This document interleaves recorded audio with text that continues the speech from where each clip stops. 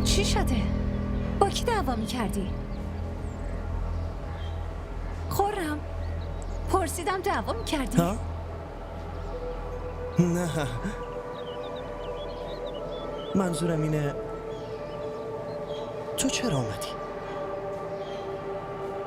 برای تو چای آوردم. مرسی. چای تو کجاست؟ من که خوردم. تو چای تو داخل فراموش کردی.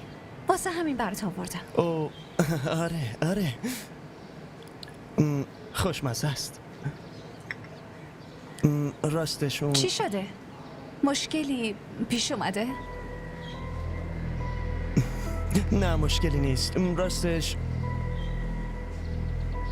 اون ممنون.